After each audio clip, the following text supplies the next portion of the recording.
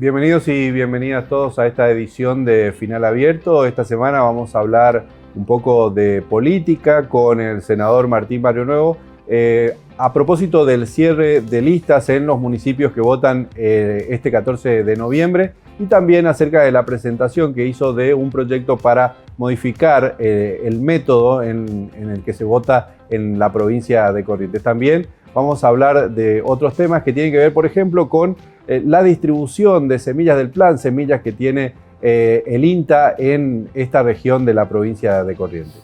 Además, como volvieron a habilitarse algunas actividades, comenzamos a ver también mucho movimiento en las calles y por eso hablaremos de esto con Jorge Sladek, que nos visita también en el programa.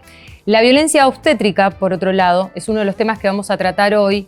Es una de las causantes también de mayor sufrimiento de las mujeres a la hora de dar a luz, pero además esto tiene una ley en la Argentina y lleva de la mano ciertos derechos. Hoy conocemos una experiencia vinculada a la violencia obstétrica que es la de Barbie Harvey.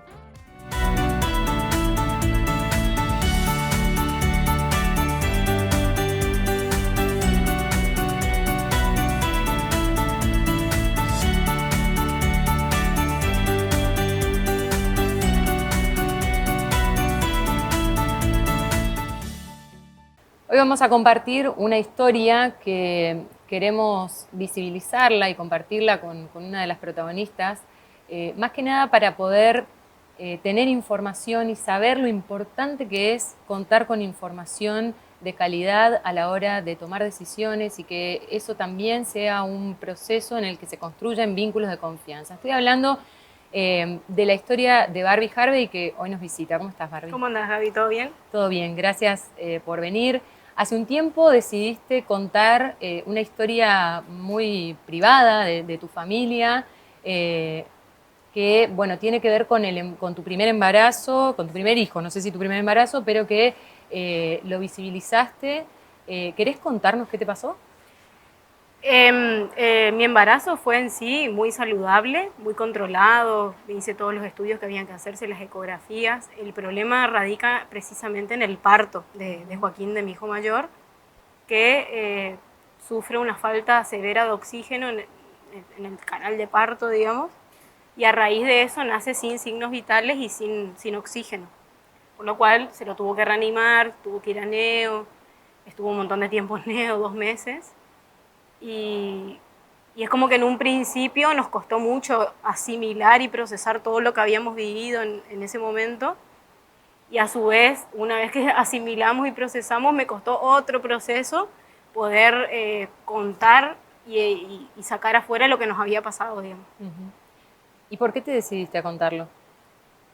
Y en realidad es algo que lo vengo pensando hace mucho, porque siento como que me insta, digamos, a hacer esto porque sé que hay mucha gente que me ve, que consume el contenido que yo genero y entonces me parecía re importante decir, bueno, uno constantemente se pregunta ¿por qué a mí? ¿Por qué a él?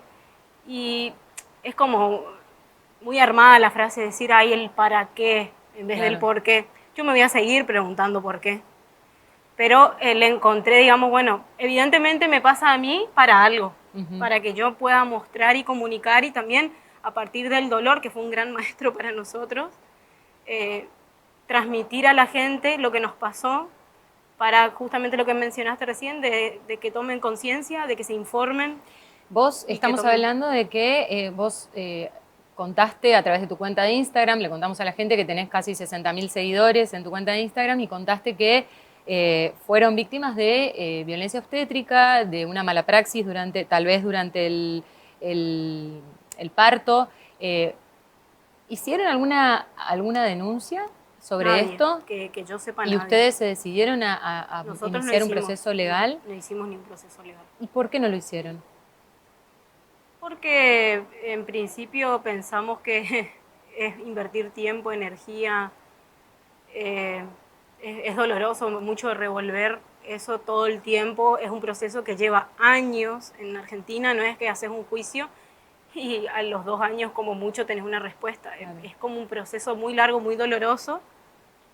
Y como te dije, a ver, yo tengo una llegada muy grande y para mí era preferible contar nuestra experiencia y que la gente lo sepa. Porque al final, si uno hace juicio, pero la gente no se entera, ese juicio queda ahí y se enteran las partes competentes y queda ahí. Y la realidad es que para mí es más importante en este momento que la gente sepa, que se informe y que tome decisiones a conciencia sobre lo que vivimos nosotros. Obviamente que a raíz de lo nuestro, que pensamos que había sido un suceso aislado, salen todos estos otros casos. Entonces ahí fue donde, por ahí yo mencionaba lo que viví, todo medio recortado, la gente no entendía mucho qué es lo que pasó. Y uno desde el lado del que lo vivió, como tiene la historia completa, cree que los demás saben, y en realidad no. Entonces dije, no, evidentemente tengo que contar lo más completo posible para que del otro lado se entienda.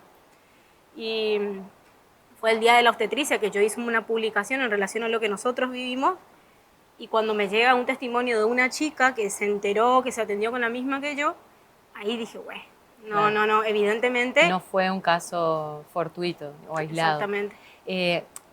Tu hijo nació con sufrimiento fetal, como decías, sin signos vitales. ¿El parto fue a término? A término, 39,5. ¿Qué pasó entonces? ¿Qué les dijeron que pasó? Nada, no sé qué pasó, no tengo explicación, esas fueron sus palabras. Ni a mí, ni a mi marido, ni a mi familia no nos supo explicar qué pasó. ¿Y cómo siguió ese momento? Porque me imagino que, bueno, muchas veces se juega ahí la expectativa, ¿no? Que ponemos como madres y como padres y se te viene el mundo abajo. Obviamente. No, y aparte, vos pensás que yo era madre primeriza, claro. Tenía 24 años, no sabía muy bien ni cuál era mi rol ahí como madre. O sea, si hoy me pasara lo mismo, creo que ya lo encararía de otra forma, pero en ese momento yo no sabía qué tenía que hacer y me sentía muy abrumada por lo que la gente te dice que tenés que hacer.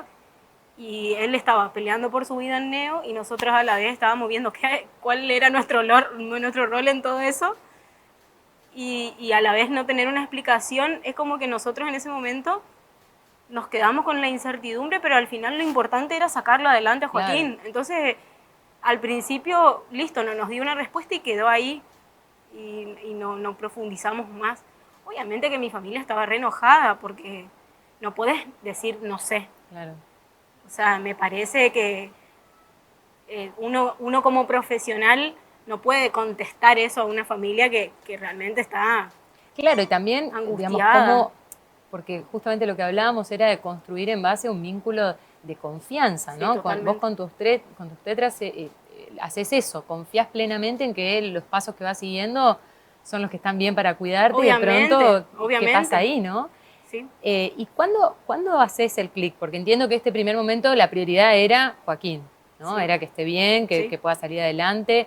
¿Y cuándo, antes digo de darlo a conocer, pero cuando ustedes dicen, bueno, no, acá no somos, ¿viste? No fue cosa del destino lo que pasó? Y en realidad, un tiempito, Joaquín todavía estaba en Neo, se pusieron en contacto en realidad conmigo los papás de un niño que había sufrido lo mismo que nosotros, Ajá. con la misma obstetra. Ajá. Entonces nos ponemos en contacto, empezamos a charlar y era como una historia similar, digamos. Ahí es donde yo dije, pará, o sea, está bien que puede pasar, como quien dice, ¿no? Es algo que te puede pasar y bueno, como que desligando ahí la responsabilidad. Sí. Pero te puede pasar una vez y a partir de ahí yo creo que uno tiene que reflexionar y replantearse la práctica, el criterio, el paradigma que estoy manejando será el adecuado, qué tengo que mejorar. Pero si vos empezás a ver que se maneja de cierta forma y el resultado siempre es el mismo, y que después si hay niños que nacieron bien es porque fueron partos rápidos, porque como dice una que me contó, tuvo suerte, o sea, claro. Está bien que el nacimiento es un poco así, es un poco al azar, pero bueno, justamente ahí está la mirada del profesional para decir, acá hay un riesgo, ¿no? Ella me atendió todo el embarazo a mí, entonces imagínate, la confianza que yo tenía realmente era ciega, yo estaba confiando en el criterio médico y que era eso lo que estaba viendo.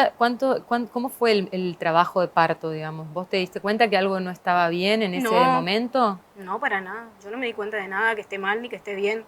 O sea, a mí me dolía mucho y sabía que tenía que doler, entonces, claro. Bueno, esto duele, esto es normal, digamos. Vamos por acá. Digamos, sí. Si la médica, que es la que te tiene que decir si algo está bien o está mal, no te dice, vos pensás que está todo bien y continuás. Además nace y nos dice que no sabe qué pasó, hasta el final siempre estuvo todo bien, o sea que no hubo ni indicación de cesárea, ni que bajaron los latidos y por eso, o sea, ahí hay algo, una incógnita que nos quedó a todos, digamos, en qué momento fue, porque Joaquín a su vez tiene un daño muy severo, no es un niño que le faltó un poco de oxígeno y bueno, y a los 2, 3 días medio que remontó, como pasa muchas veces cuando suceden estas cosas, entonces hay algo ahí que quedó medio en incógnita, claro, que tuvo un sufrimiento fetal agudo, se llama, cuando la falta de oxígeno es severa, no es, le faltó ahí. Él le faltó, le siguió faltando y yo seguí pujando y él le seguía faltando y ahí no sabemos qué pasó. Claro. Y la realidad es que yo no soy médica, entonces tampoco sé decirte dónde estuvo ahí el momento donde él empezó a sufrir. No, por supuesto, por eso estábamos hablando que necesitaba claro, a alguien entonces era ahí, como yo también en la incógnita. Yo no recibí por parte de la doctora en ningún momento un indicio de que algo venía mal. Entonces yo me entregué a hacer lo que tenía que hacer. Claro. Y hasta el tamaño, decía que estaba bien, digamos, no era un bebé grande. Claro. Eso también es relativo, el tamaño del bebé con relación a la madre. Hasta eso yo estaba tranquila y decía, bueno, el bebé en teoría se condice con mi tamaño. Claro. O sea, no había ninguna contraindicación para un parto normal, porque digo, muchas veces dicen, bueno, porque ahora está de moda otra vez tener parto normal, ¿no? Entra ahí una discusión medio rara de parto normal o cesárea, pero tenías una indicación que podías ir hacia ahí. Barbie, y cuando Joaquín sale de la neo, ¿van a casa? ¿Cómo fue ese tiempo? Porque uno, hasta ahí estás como contenido, mal, digamos, con todas las vicisitudes, pero estás en un hospital o en una clínica, pero después llegás a tu casa y se encontraron los tres ahí. ¿Cómo fue ese eso? fue otro tema, digamos, nos fuimos de alta sin saber realmente cómo era, porque las visitas en la neo eran muy cortas, entonces no lo conocía mi propio bebé en ese estado, o sea, era verlo un ratito, media hora duraba cada visita y de ahí ya era casa. Y ahí fue donde dijimos, güey, o sea, no, realmente no hace nada, no necesita guardia de vista 24 horas porque no traga, se puede aspirar, estábamos constantemente mirándolo, poniéndolo en ciertas posiciones para que no se ahogue, ya se alimentaba por botón y vomitaba todo lo que le demos, nos recostó hacerlo engordar, o sea, y a raíz de la falta de oxígeno en el parto, que fue muy severa, es que él hoy depende de una traqueostomía, de un botón gástrico, no se mueve, necesita que le hagan kinesio respiratoria 2, 3 veces por semana, rehabilitación motora todos los días.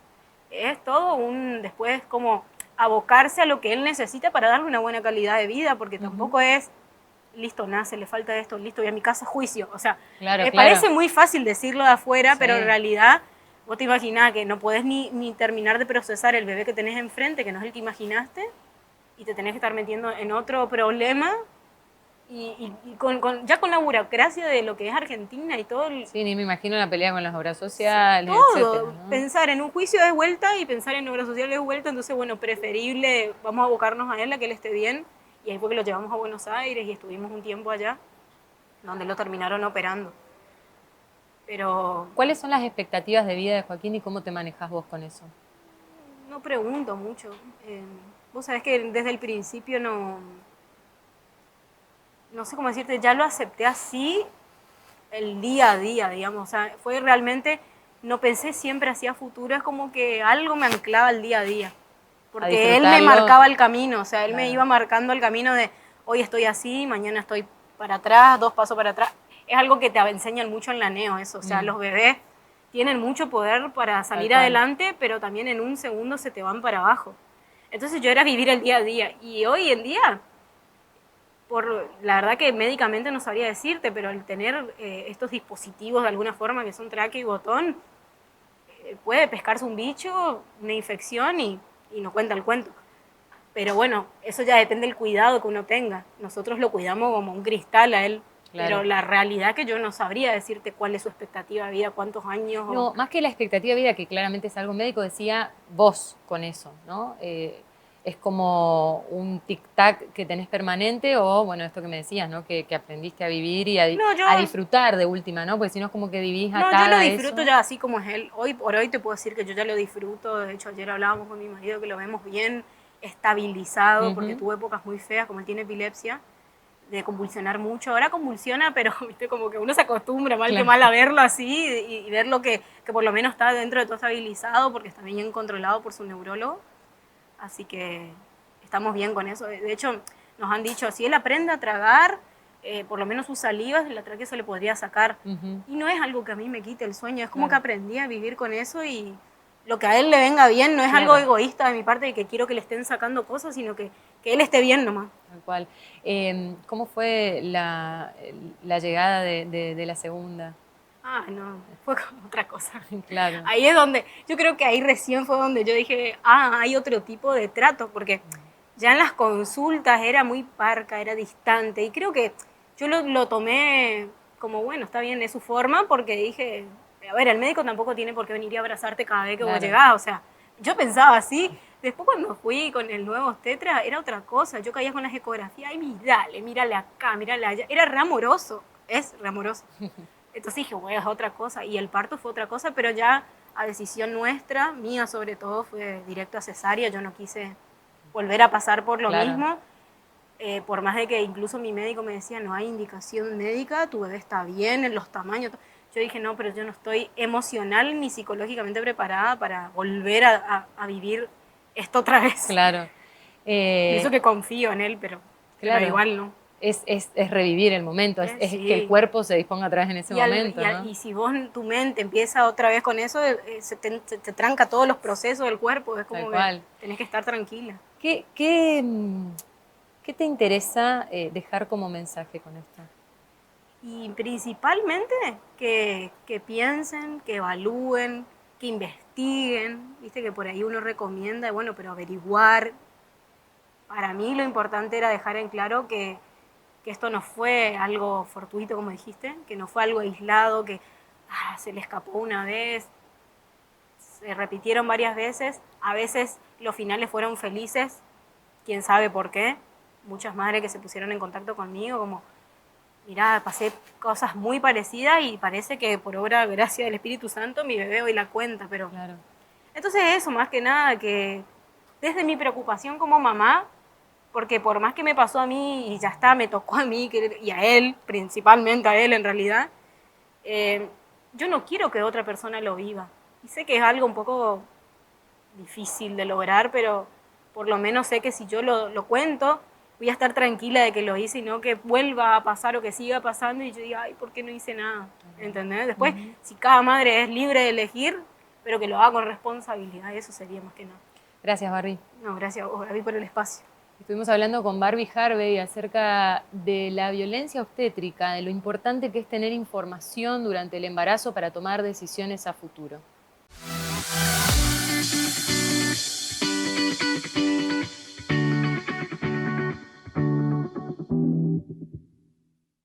Hoy vamos a recibir a Emanuel Musante, que es uno de los que forma parte del equipo de Pro Huerta en el INTA, para hablar de este programa que justamente acompaña y asiste a los productores y productoras que tenemos en esta región. ¿Cómo estás, Emanuel? Gracias por venir. Gracias a ustedes, muy bien. Bueno, para los que no conozcan todavía, ¿qué es el Pro Huerta? Bueno, el programa Pro Huerta es una de las herramientas que tenemos como extensión. El INTA tiene dos pilares fundamentales, que es la investigación y la extensión. El programa Pro Huerta es una herramienta que ya existe hace más de 30 años, que depende del Ministerio de Desarrollo Social de la Nación, donde trabaja con la gente por medio de dos componentes. Esos componentes es la entrega de semillas, semillas 2 temporadas del año, primavera, verano, otoño, invierno, y el componente aves, ¿sí? Que se entregan pollito bebé para consumo de huevo y o carne. Ajá.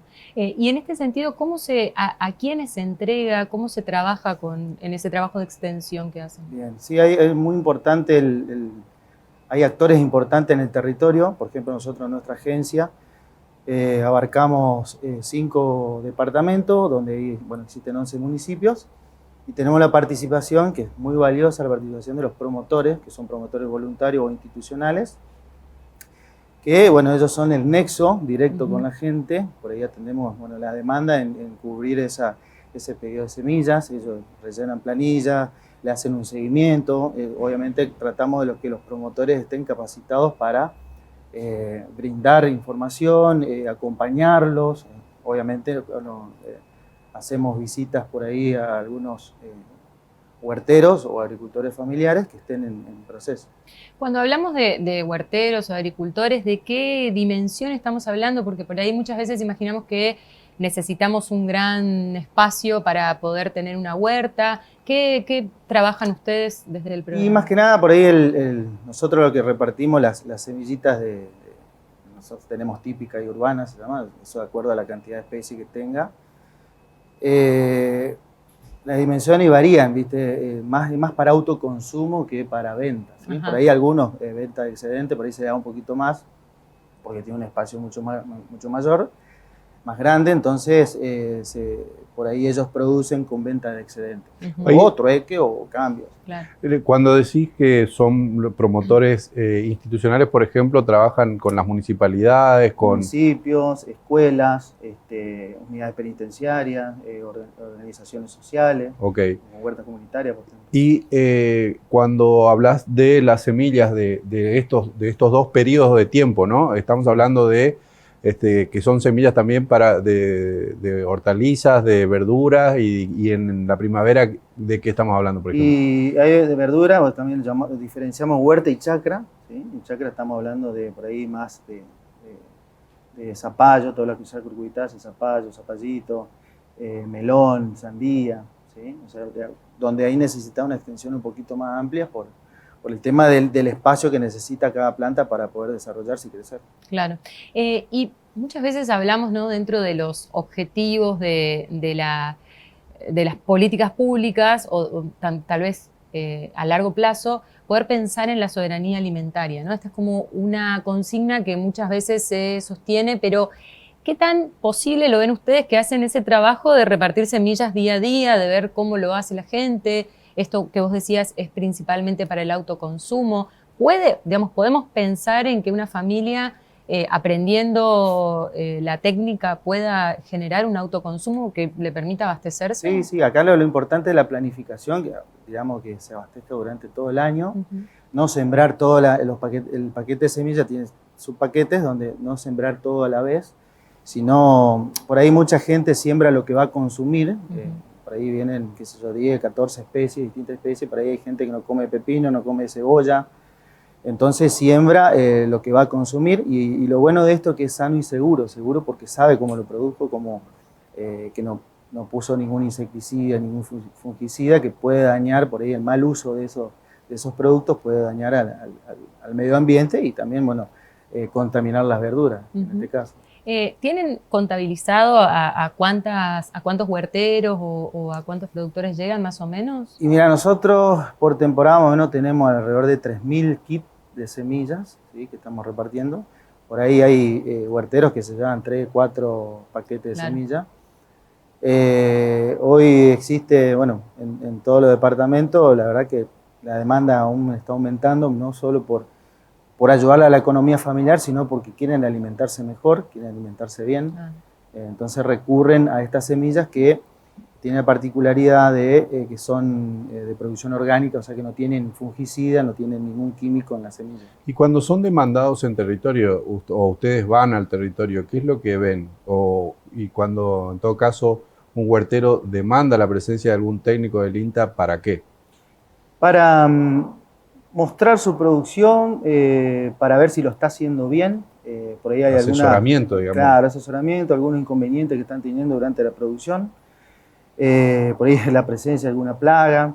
Por ahí notamos de que la forma de sembrar que tienen, por ahí no respeta el distanciamiento, porque cada especie tiene su distanciamiento entre una planta y otra para poder desarrollarse, crecer y no generar competencia entre una planta y otra, ni por luz, ni por agua, ni por nutrientes.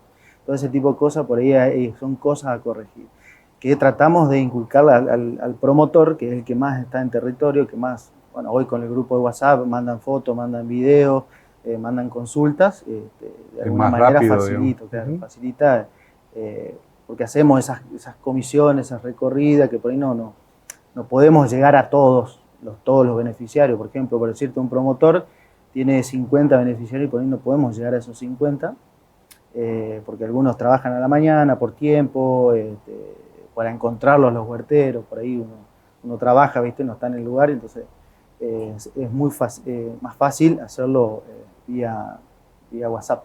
Y el crecimiento que experimenta esto, porque bueno, seguramente tienen una planilla de cómo ha ido evolucionando este programa a lo largo de los 30 años, pero decías un dato que es interesante, que tiene que ver no solamente con la necesidad de consumo, sino la necesidad de consumo bueno, digamos, de alta calidad. Claro, por eso es, como decía hoy, sano y seguro, ¿sí? Por ahí una gran diversidad, una huerta que tenga una gran diversidad de especies hortícolas, es más diversa mi alimentación, porque no todas las hortalizas te aportan los mismos nutrientes o minerales, que no es lo mismo una verdura de hoja que fruto, ¿sí? O de raíz. Entonces, eso por ahí tratan de equilibrar o de aumentar más el consumo de verdura y evitar un poco lo que es el consumo de carne. Y si yo quiero acceder a la semilla, ¿cómo puedo hacer? Por ejemplo, nosotros estamos en Ruta 5, kilómetro 2,5, yendo a San Luis de Palmar. Ahí está la agencia de extensión Rural Corrientes, en los horarios de 8 a 16, de lunes a viernes, o bien en distintas, hoy todos los municipios de los departamentos Capital, San Luis de Palmar, Empedrado, San Cosme y Itatí, todos los municipios tienen hoy día semilla. Si no, se pueden acercar directamente a la agencia. Emanuel, estamos próximos también a una nueva Feria Franca, ¿no? Que bueno, no se había podido hacer el año pasado por la pandemia, pero ahora otra vez se va a hacer, que es el lugar donde confluyen tal vez los productores y productoras ahí. Y te quería preguntar, para terminar, que nos digas como ingeniero agrónomo, pero también como alguien que ve los desarrollos y el acompañamiento de toda la gente, de los huerteros, ¿es difícil hacerlo? A veces yo leía el manual del kit y bueno, decía, hay que buscar un lugar, hay que tener ciertas condiciones. Y por otro lado pensaba, no sé, a veces tiro una semilla y crece algo. Sí. Entre eso que es azaroso y esto otro que es profesional, ¿es difícil hacer una huerta? No, yo siempre le digo a la gente cuando hacemos capacitaciones, hay que tener dos cosas y eso tiene su orden. Primero, tener un espacio, contar con un espacio donde que reciba sol pleno, digamos, mínimo 5 horas luz. Y el segundo es voluntad. Si vos tenés esas dos cosas, ya lo otro ya es cuento. ¿Por qué voluntad? ¿No puedo comprar la semilla? Claro. Existe el programa, hay otras entidades, municipios o provincias que también reparten semillas. Vivo en un balcón o tengo solamente terraza, podés hacerlo con contenedores, aprovechando el reciclado, la reutilización o comprar macetas. Siempre y cuando teniendo algunas cuestiones como decir el tamaño del recipiente para la planta adulta. Y el sol. Sí, y la planta adulta, porque no es lo mismo un tarrito de 500 centímetros cúbicos por una planta de repollo, porque eso crece, ¿sí? Y no olvidar que, por ejemplo, cada recipiente es como una alcancía, que eso es de ahí donde se va a proveer de nutrientes y minerales, donde la planta obviamente necesita crecer, desarrollarse. Después, insecticidas, fertilizantes orgánicos, como el abono compuesto, o sea, todo está dentro de la voluntad de hacerlo, ¿sí? Claro. Si te falta la voluntad, o una de esas dos cosas, no podés llegar al éxito de tener una. Emanuel, muchas gracias. No, gracias a usted. Estuvimos hablando con Emanuel Musante del programa Pro Huerta del INTA. Septiembre es una fecha, un mes para la siembra y esta es una oportunidad para conocer más.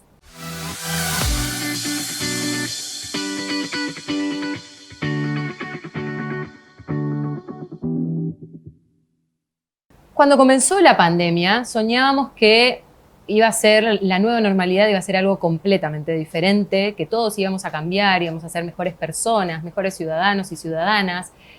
Volvió una especie de la nueva normalidad, porque volvieron los colegios, volvieron a habilitarse muchas actividades, y la ciudad y alrededores es un caos en el tránsito, y esto también genera un reclamo de decir, bueno, ¿cuál es el compromiso que tenemos para cada uno en esta cuestión? Pero para hablar qué se está haciendo desde el municipio en la seguridad vial, nos visita hoy Jorge Sladek. ¿Cómo estás, Jorge? Gracias por venir. Buenas tardes, gracias a ustedes por la invitación.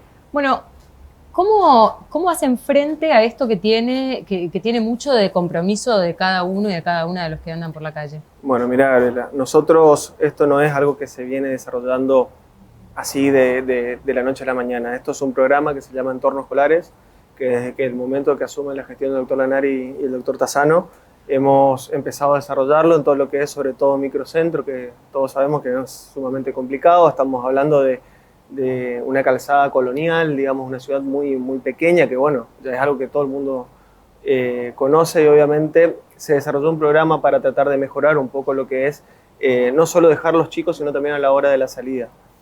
Esto se fue desarrollando y se buscó también, obviamente, la colaboración de los distintos centros educativos, donde deberían de brindar también un cierto apoyo para que los tutores comprendan cómo se desarrolla ese programa. Hoy por hoy prácticamente está abocado todo lo que es la secretaría que a mí me inmiscuye, que estamos hablando de tránsito, transporte y guardia urbana, a lo que es el desarrollo de tanto ingreso como egreso de los colegios en todos los puntos de la ciudad. Estamos hablando de más de 35 centros educativos.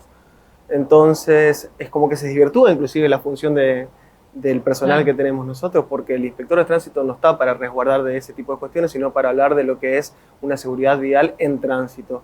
Acá obviamente que lo que importa es que prime el orden, la coherencia, y obviamente es un trabajo que se fue desarrollando, y hoy por hoy tratamos de que el tutor comprenda de que no es necesario que lleve al chico hasta dentro del aula, sino hay protocolos que obviamente se tienen que respetar, y por ahí inclusive no solo no lo hacen, sino que se toman y se topan contra la gente de tránsito o el personal de la municipalidad que esté ordenando, cuando en realidad lo que está buscando es simplemente generar un orden, controlar lo que es protocolo de sanidad, que se debería de entender que a esta altura de pandemia, como vos decís, hoy por hoy lo tenemos todos asumidos, y obviamente generar un orden y que el tránsito de la mejor manera posible pueda fluir en esos horarios tan complicados de la ciudad.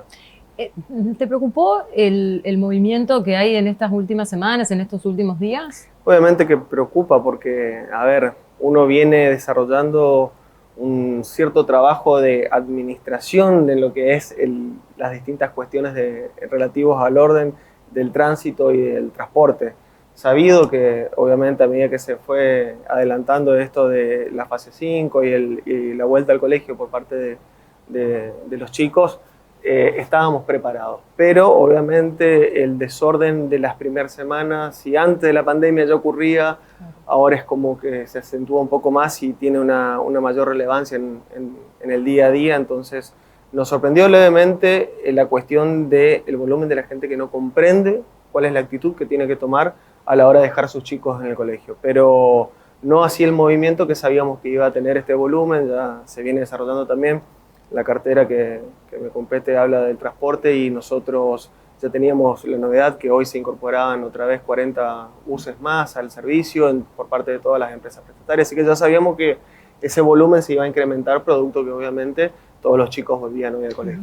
Ahora, también el otro día hablando, el director del Hospital de Escuela decía que en el primer fin de semana de movilidad plena, casi que volvimos a los valores accidentológicos previos a la pandemia, ¿no? Sí.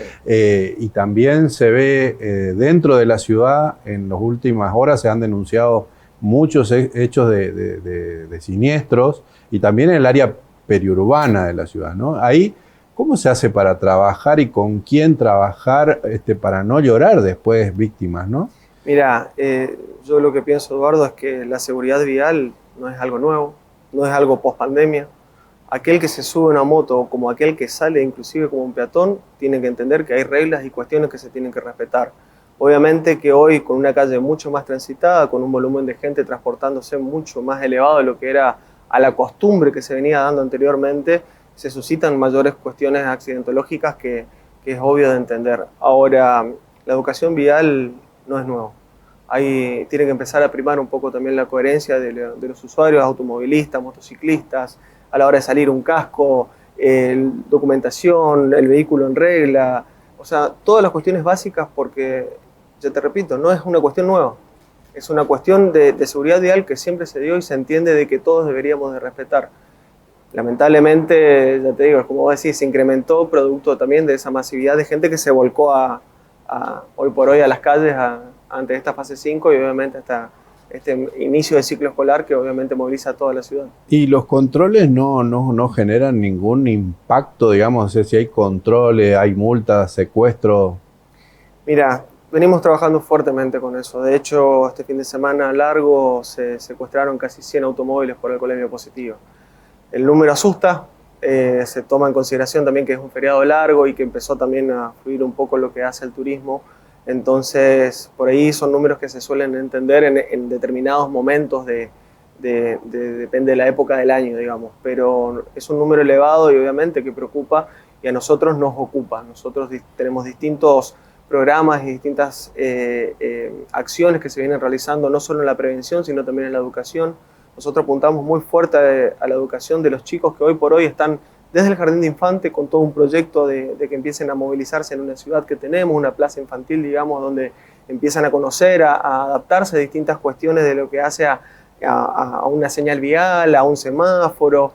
Entonces, empezamos de los más chiquititos, que creemos que es lo que se viene, hasta un programa desarrollado donde se llama Mi Primer Licencia, donde llevamos todo lo que es el centro de emisor de licencia con sus educadores, con sus distintos exámenes, a los colegios secundarios, a esos chicos que ya van a entrar en edad de poder obtener su licencia de conducir. Inclusive ahora el intendente hace un mes y pico lanzó ya una nueva etapa con esto que fue llevar un simulador que nosotros incorporamos, fuimos el segundo municipio en el país en incorporar simuladores para la obtención de licencia de conducir.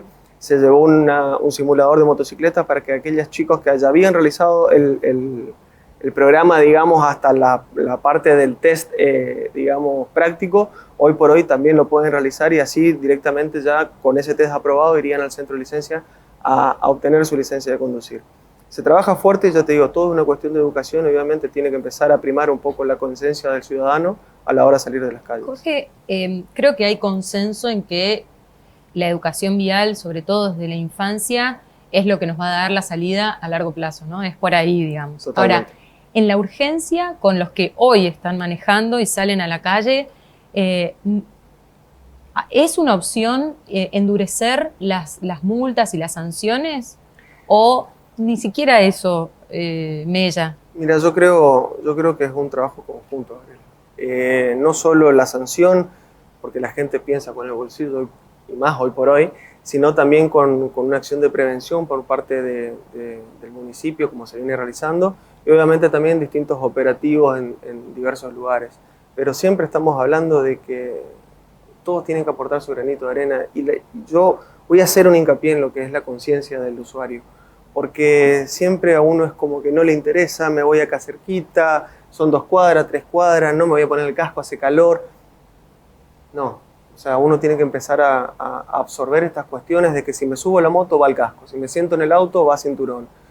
Aparte, el municipio va a trabajar en las cuestiones de la aplicación de las normas que hoy están vigentes. El Tribunal de Falta aplicará también las sanciones que hoy están comprendiendo lo que hacen las ordenanzas municipales. Y nosotros tenemos que trabajar en esas cuestiones: educación, prevención y en la actuación a través de los distintos operativos.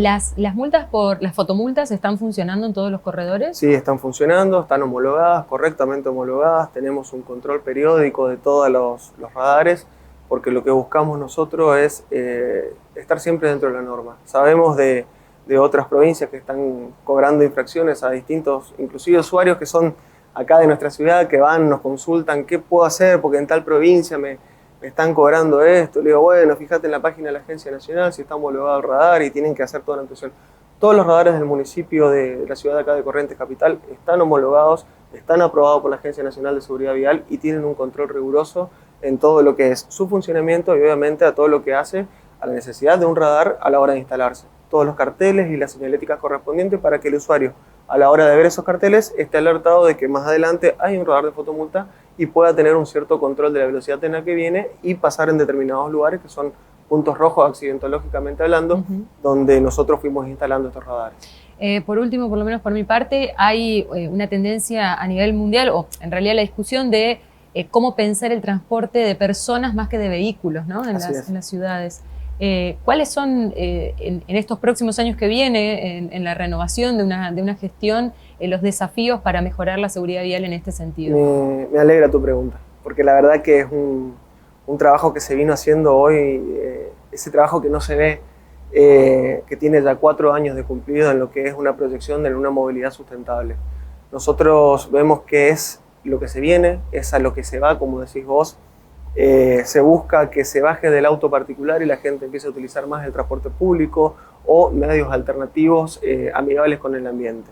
Esto es así, que en su momento hemos desarrollado la primer bicisenda, digamos, todos dirán, tiene un fin recreativo porque está en Costanera Sur. No, en realidad lo que buscamos nosotros es empezar a hacer un modelo de escuela para el uso de la bicisenda, que se va a ver obviamente prolongado con todo lo que es el plan Ñanderecó de la costanera vieja, como le conocen por parte de provincia, que ya tienen también contemplado unas bicisendas que van a seguir toda la modalidad que ya se está desarrollando en Costanera Sur. Y obviamente el municipio tiene toda una proyección, inclusive ya ha elevado un plan estratégico, digamos, donde se busca el financiamiento por parte de Nación para el desarrollo de distintas bicisendas dentro de la ciudad, sobre todo centro y microcentro, apoyando lo que fue la descentralización por parte del gobernador, de sacar de esos edificios tan importantes como para todos los vecinos de la ciudad, como es el IPS, el banco, el registro, o sea, distintas cuestiones que obviamente nosotros vamos a buscar apoyar con lo que es este tipo de vías, de sendas seguras para que los chicos o las personas que se transporten a su trabajo, por ejemplo en bicicleta o inclusive en monopatines, puedan utilizar. Está bien, pero hay una ciudad también que crece en el margen y tenemos gente que viene de Paso de la Patria, de Perichón, de Santa Ana, de San Luis del Palmar, de un poco más, hay un desarrollo por toda la Ruta 5 de Riachuelo, que no puede venir en bicicleta, digamos, ¿no? Y ahí esa cuestión, la articulación del transporte público. Bueno, hay un proyecto, hay un desarrollo que se está realizando donde se está pensando un plan para todos los vecinos de la ciudad, tanto lo que vos me decís, aquellos que viven en los barrios más alejados, para buscar una efectivización del transporte público que hoy está vigente. Estamos desarrollándolo, viene bastante bien, viene rápido, hay un apoyo de provincia también con la intención de mejorar toda esta cuestión, así que seguramente de a poco vamos a ir avanzando y vamos a poder dar nuevas noticias respecto a este tema. Muchas gracias por haber venido, Jorge. A ustedes por la invitación, muchísimas gracias. Estuvimos hablando con Jorge Sladek acerca de no solo el tránsito, sino también cómo pensamos la seguridad vial en la ciudad de Corrientes y en el Gran Corrientes.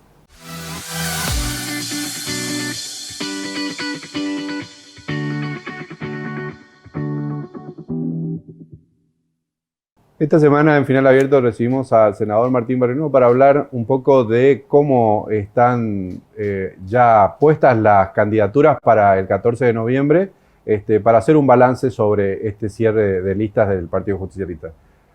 Martín, gracias por estar acá. ¿Qué tal? ¿Cómo están? Un gusto saludarlos. Bueno, ¿cuál es el balance que hacen de este nuevo cierre de listas para para la tercera contienda de este año? Bueno, la verdad que un balance en unidad. Me parece que eso es fundamental. Tiene que ver con esta construcción que venimos haciendo hace un tiempo. La última vez que hablamos creo que les decía que el camino que recorrimos en el último tiempo es el adecuado. Lo que hicimos antes, lo que estaba mal, bueno, seguir construyendo el proceso de unidad me parece que es fundamental y esto se dio en los municipios donde elegimos intendentes ahora en noviembre, con una perspectiva y expectativa de seguir mejorando, ¿no? Hubo un salto muy significativo entre la elección provincial y la elección nacional. Se descontaron más de 25 puntos de diferencia. Queda todavía por hacer y estamos convencidos que lo podemos hacer. Y hubo algunas cuestiones que llamaron la atención, algunos enroques, alguna sorpresa. ¿Ustedes armaron esas listas en función de instrumentos que por ahí nosotros no conocemos y que ustedes están mirando para tener esa oferta en general? No, el poder en el cierre de listas locales tuvieron básicamente los intendentes, ¿no? Con el conocimiento de su territorio, son intendentes además con una muy buena gestión, así que esos armados tienen que ver por supuesto, con articulación, con conversaciones, pero fundamentalmente con el conocimiento del territorio de los propios intendentes, así que me parece que va un poco por allí, de respetar esta estrategia que tuvimos hace tiempo, cuando definimos que entre todos que las elecciones de nuestros municipios mayoritariamente fueran en noviembre, tenía que ver con esto, de respetar nuestra territorialidad, de sostenerla, y bueno, creo que a la vista de los resultados de la elección de agosto fue una decisión acertada. Perdón. Sí, no, le iba a preguntar si justamente mirando las elecciones pasadas, las 2 elecciones pasadas, la del 14 de noviembre va a ser una tercera fotografía distinta a las 2 anteriores, ¿y cómo sería?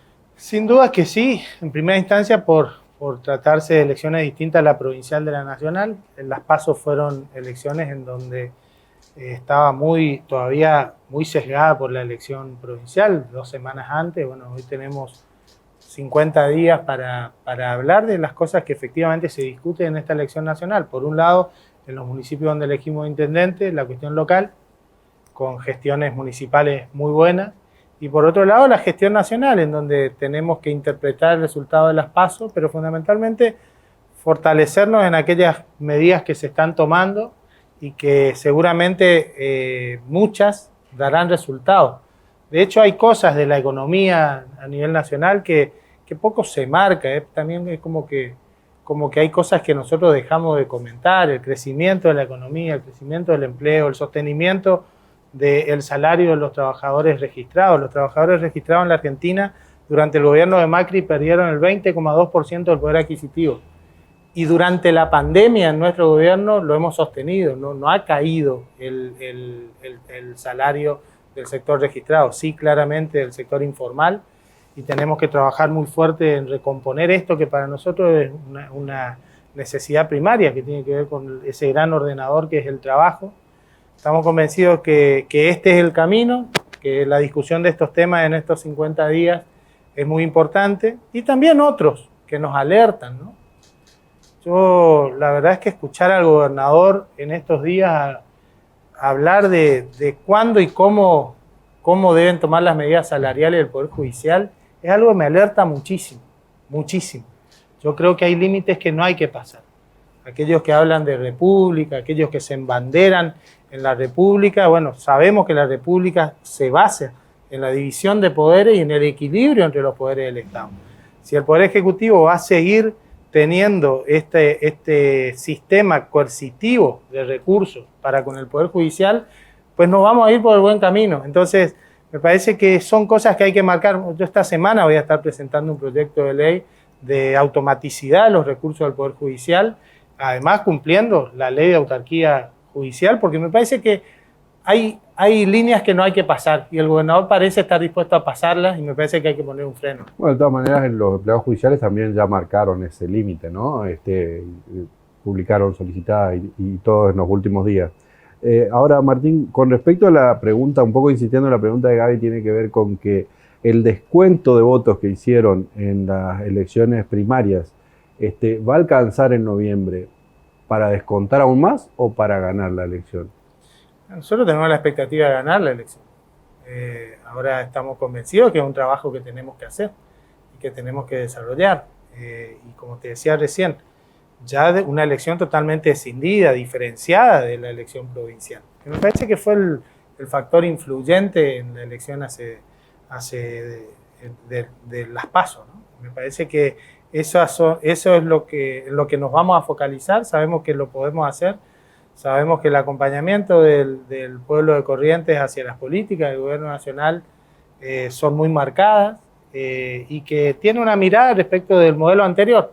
El modelo anterior en Corrientes, el gobierno de Macri, el que se defendió aquí localmente desde Eco Cambiemos, ha empobrecido a la provincia, ha empobrecido en sus distintas formas.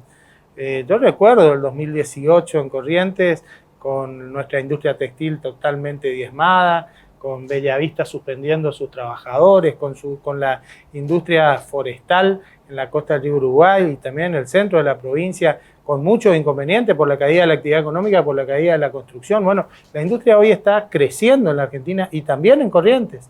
Hoy vos te vas a Bellavista y hablas con los trabajadores de la EGA Alpargatas y la situación es absolutamente distinta. Y eso tiene que ver con modelos nacionales que apuestan a la generación de trabajo y es lo que vamos a trabajar en esta elección, ¿no? Y justamente tomando ambas cosas, recién decía en el territorio municipal pensar el eje del trabajo, ¿no? Que es el eje articulador.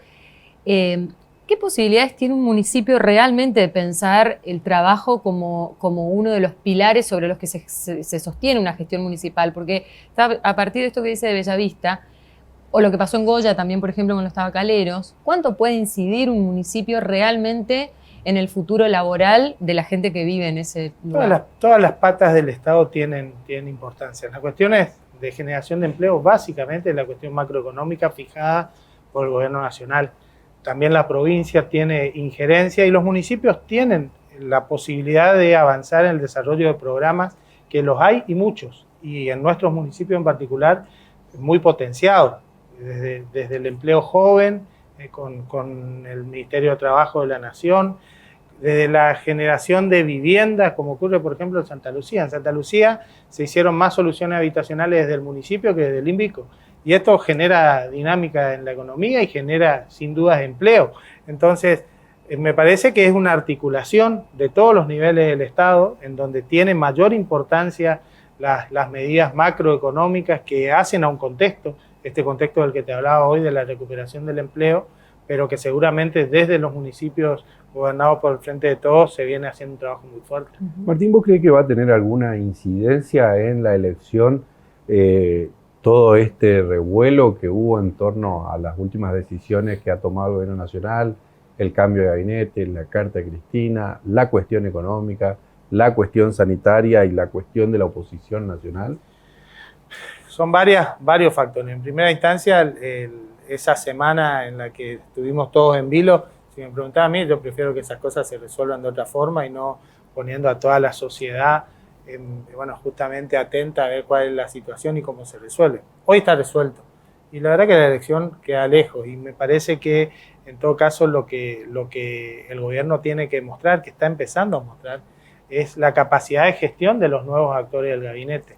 Eso me parece que es algo que está bastante marcado y me parece que es importante. Ahora, la situación económica sin duda es un hecho clave a la hora de ponderar la gente, y por eso te decía recién, nosotros en este tema, porque si no pareciera ser que como estamos en realidad todos golpeados por una pandemia que golpeó al mundo, pareciera ser que nosotros no podemos analizar los datos de la realidad, más allá de cómo nos sentimos cada uno de nosotros ante la situación que nos toca vivir. Y entonces, los datos de la realidad es que tenemos una altísima inflación que se está desacelerando, y que esa es una de las grandes batallas, desacelerar la inflación para que el salario ya no se equipare a la inflación como está sucediendo hoy, sino que esté por encima de la inflación para recuperar el poder adquisitivo del salario, y fundamentalmente un crecimiento de la economía con generación de empleo.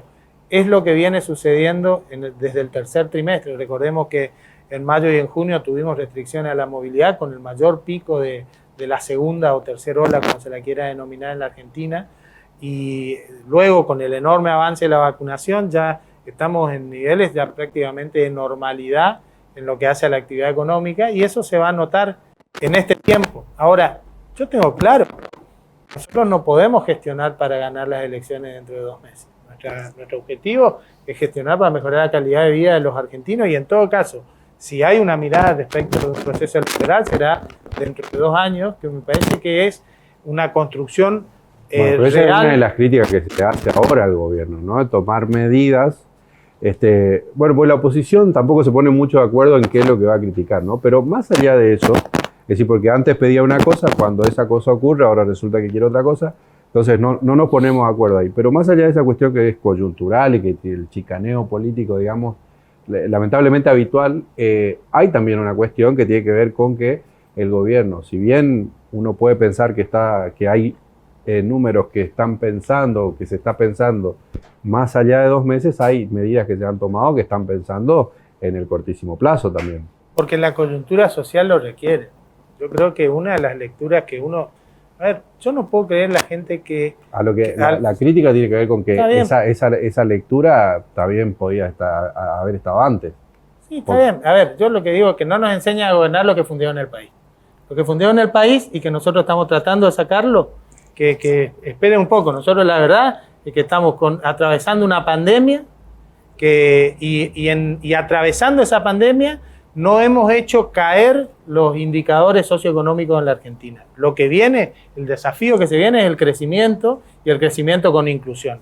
Ahora, aquellos que hoy pretenden decir cómo gobernar y gobernaron tan mal en la Argentina, la verdad es que hay que pedirle que se pongan de acuerdo. Hasta hace poco Cuando los casos estaban subiendo en la Argentina decían que no había que haber restricciones.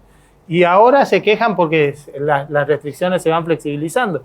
Bueno, pónganse un poco de acuerdo. En el medio nosotros vamos a gobernar para sacar a la Argentina adelante en el marco de una pandemia que por su definición es global y que ha afectado a todos los países del mundo. Ahora, hay datos que son muy concretos. La Argentina, después de China, a nivel global, tiene la mayor recuperación industrial desde el 2019 para acá. Entonces, nosotros estamos trabajando en el crecimiento de la economía con una situación compleja, escuchando a la sociedad y tomando medidas también para el corto plazo que en definitiva es la necesidad urgente de la gente.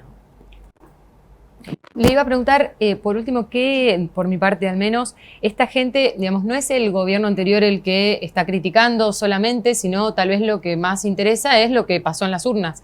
Gente que tal vez antes votó a Macri, pero ahora eligió votar a Alberto Fernández porque querían otra cosa, pero nuevamente le dijeron no es por ahí. Y en ese sentido, ¿qué lectura? Porque también hay una, por lo que se marcan los diferentes estudios, una enorme apatía de la gente.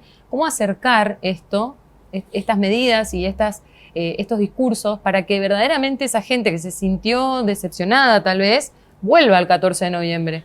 Es que, ¿cómo no sentirte decepcionado de la gestión de 2 años de crisis global? A ver, cayeron 10 puntos. El Producto Bruto Interno de la Argentina cayó 10 puntos. 10 puntos implica aumento de la pobreza, aumento de la indigencia. No hay forma de que eso no ocurra. Con lo cual la decepción social es natural y es lógica. Por eso es que te decía, nosotros tenemos que trabajar en lo que se está haciendo, en la reactivación de la economía, en el crecimiento de la economía con inclusión y fundamentalmente con 2 factores que son determinantes a la hora de la mesa de nuestra familia. La inflación, bajar la inflación y que los salarios estén por encima de la inflación. Ese es el desafío que se viene. Y entonces seguramente cuando la gente le toque evaluar, y ya no en el cortísimo plazo, sino cuando le toque evaluar una gestión por fuera de la pandemia. Nuestro gobierno nacional asumió, hasta marzo había crecido el nivel de los salarios, estaba creciendo la economía. A partir de allí entramos en un proceso global de destrucción de empleo, entramos en un proceso global de caída de la economía que por supuesto va a impactar en el ánimo de la gente. Yo diría, lo que nosotros tenemos que ser capaces es diseñar las políticas de estos 2 años y pico de gestión para la salida de la pandemia, que está claro, está viniendo. Martín, vamos a hablar en otro programa, porque ya se nos terminó el tiempo, pero una cosa que quiero decir es que ya entró a la legislatura un proyecto tuyo para cambiar el sistema electoral, ¿no? Así es, proponemos la boleta única. Fundamentalmente lo que proponemos es decir, como votamos el 29 de agosto no puede volver a ocurrir. La gente con 2 semanas de diferencia vio que sistemas electorales distintos son muy distintos. Yo propongo la boleta única, algo similar a Santa Fe, pero fundamentalmente lo que propongo, debatamos y generemos una mejora en el sistema electoral. No podemos tener casi 60 boletas para 2 ofertas electorales. Es una falta de respeto a la gente, es una falta de respeto al sistema en sí mismo. Claro. No es sustentable desde el punto de vista ambiental ni económico. ¿Vos le ves perspectiva de tratamiento ya para el año que viene? ¿O? Yo creo que sí, que hay en el medio un interés social. Hay normas que las cajonean porque no hay atrás un rum social. Yo creo que en esto, si hay algo que nos pusimos todos de acuerdo por unanimidad, es decir, así no podemos ir. Así no. Veamos cuál. Puede ser el proyecto que yo presento, puede ser otro también. Estamos abiertos a discutirlo. Lo que creemos es que es importante abrir ese debate y resolver cuestiones hacia adelante. Gracias, Martín. Por favor. Estábamos hablando con el senador Martín Barrionuevo.